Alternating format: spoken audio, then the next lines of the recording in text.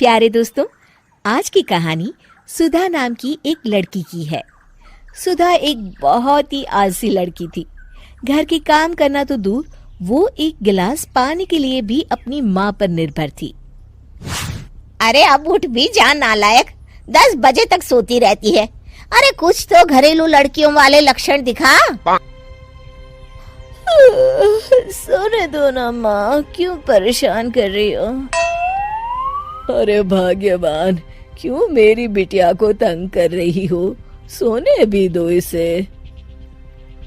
लो, बाप बेटी दोनों एक जैसे हैं। देख लेना, आपकी ये लाडली ससुराल जाके हमारी नाक कटाएगी। मैं कहती हूँ अब भी वक्त है, अपनी ये आदतें सुधार ले, वरना ससुराल में तेरी सास कान खींच कर तुझे सीधा करेगी। वही तुझे सबक सिखाएगी। दुनिया में आज तक कोई ऐसी सास पैदा नहीं हुई माँ, जो सुधा चोपड़ा को सबक सिखा सके। लेकिन होनी को कुछ और ही मंजूर था। सुधा की शादी एक ऐसे घर में हो जाती है जहाँ उसकी सास एक रिटायर्ड पुलिस वाली थी। अब कहानी में मजा आएगा। हाँ माँ, यहाँ सब बहुत अच्छा है। मेरे ससुराल के लोग भी ना बहुत मिलनसार हैं। ठीक है माँ, मुझे नींद आ रही है, फोन रखती हूँ माँ। ठीक सुबह 5 बजे। अरे जल्दी उठो भाग्यवान, वरना कयामत आ जाएगी। हैं? अरे क्या हुआ? कौन सी कयामत आ जाएगी? अरे मेरी माँ आ जाएगी। तुम नहीं जानती, इस घर में सिर्फ मेरी माँ का हुक्म चलता है। सबको सुबह 5 बजे बिस्तर छोड़कर हॉल में पहुंचना ही पड़ता है। अरे अब इंसान क्या अपनी नींद भी पूरी नहीं करेगा? यहाँ मजाक चल रहा है क्या? तभी वहाँ सुधा की सास आ जाती है। अटेंशन! मजाक तो तू समझ रही है बाबू। ये मेरा घर है और यहाँ हर किसी को डिसिप्लिन में रहना होगा। अटेंशन! अरे माँ जी, लेकिन इतनी सुबह कौन उठता है? कौन होता है मतलब?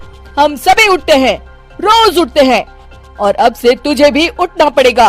आखिर मैं पुलिस वाली जो ठहरी। अटेंशन! अरे माँ जी, लेकिन अब तो आप रिटायर हो गई हो ना।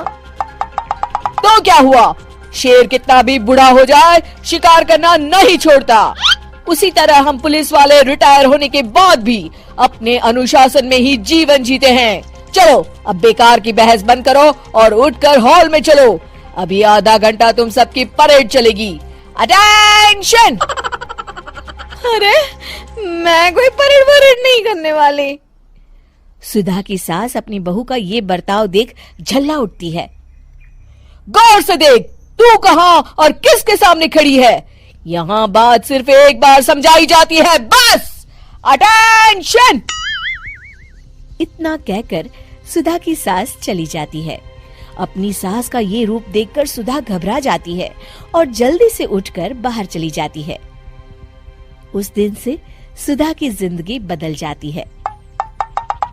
हाय, थक गई मैं तो। ये घर है या जेल? कितना काम करना पड़ता है। लाइए दीदी, 2 रोटियां और दीजिए, मुझे बड़ी भूख लगी है। ठहर जा बहू, ये तू क्या कर रही है? मैंने सबके खाने का हिसाब तय कर रखा है। तुम 4 रोटी से ज्यादा नहीं खा सकती और ये मिर्च मसाला भी नहीं चलेगा। मेरी बहुएं एकदम फिट होनी चाहिए। अटेंशन! क्यों माँ जी, आप हमें दंगल में लड़ने के लिए तैयार कर रही हैं क्या? क्या कर रही हो सुधा? माँ जी को मजाक बिल्कुल पसंद नहीं है। चुप करके खाना खा लो, इसी में भलाई है। इस तरह धीरे धीरे सुधा अपने सास के रंग में पूरी तरह रंग जाती है, लेकिन इसका उल्टा ही असर पड़ता है। सुधा अपनी सास से भी ज्यादा अनुशासन की पक्की हो जाती है। सुधा की सास तो सबको 5 बजे उठाती थी, लेकिन सुधा सबको 4 बजे ही उठा देती थी। दूसरी तरफ सुधा की सास की उम्र भी हो चलती है। माँ जी, आजकल आप सुबह उठने में बहुत आनाकानी करती हैं। मुझे ये सब बिल्कुल पसंद नहीं है। अरे बहू, मैं तेरे हाथ जोड़ती हूँ, भगवान के लिए अब मुझे छोड़ दे। इतने सवेरे उठना और कसरत करना अब मेरे बस की बात नहीं है। माँ जी, आप मैदान छोड़ के भाग रही हैं। आप तो पुलिस वाली हैं। अटेंशन। अरे अब कहाँ की पुलिस वाली, अब तो मैं रिटायर हो चुकी हूँ। बस बहुत हो गया, अब तुम सब जैसे चाहे वैसे जिंदगी जियो और मुझे भी जीने दो।